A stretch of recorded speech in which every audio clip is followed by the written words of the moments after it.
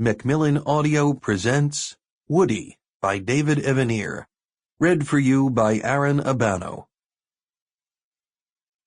To Dinny Evanier, Andrew Blauner, Gary Terracino, and Mark Evanier.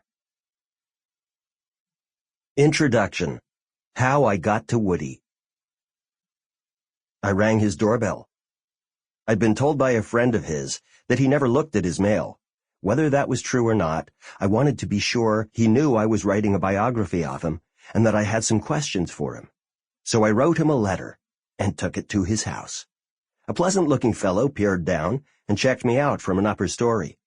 "I have a letter for Mr. Allen," I said. "Hold on," he said, and a moment later opened the door.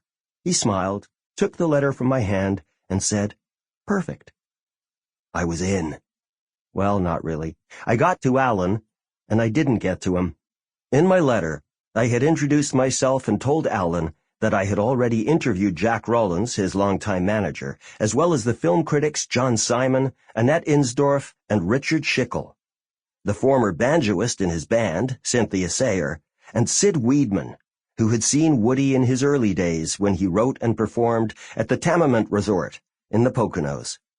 I also said that I considered Crimes and Misdemeanors and Zelig to be his masterpieces. I received an email from Woody the following day.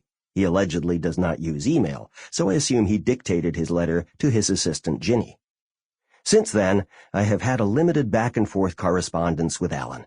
He has picked the questions he chooses to answer, but he has been unfailingly courteous. After writing 5 biographies, I have learned at least one essential thing.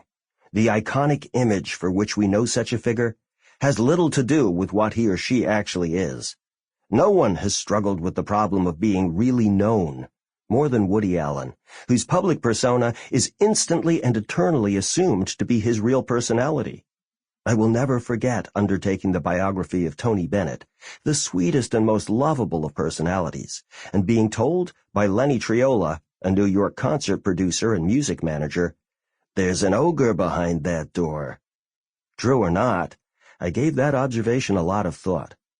Woody Allen has compounded the problem by being the most confessional of writers, directors, actors, borrowing from his life in so many of his films, while insisting that although a few details might be true, he has exaggerated and embellished most of it.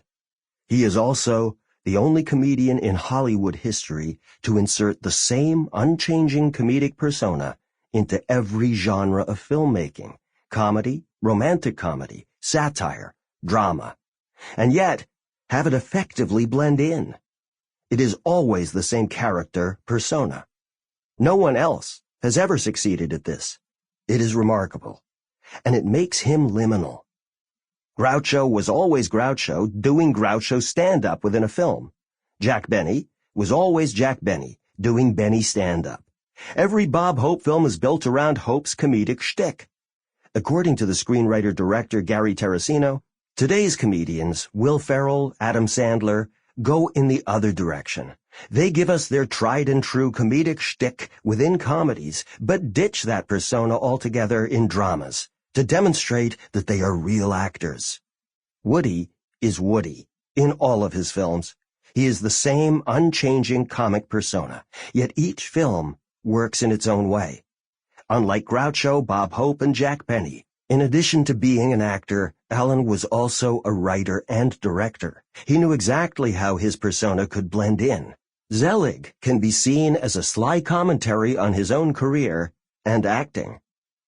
Allen has carved out exactly what he wants to do, and has total control of his films. "I have control of everything, and I mean everything," he told John Lahr. "I can make any film I want to make, any subject, comic, series.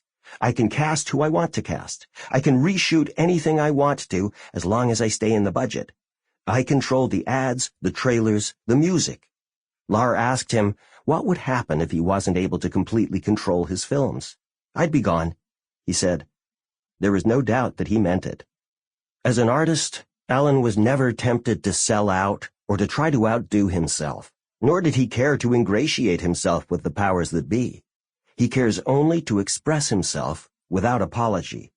He has managed to be current without being trendy, and to be a genuine artist Sample complete.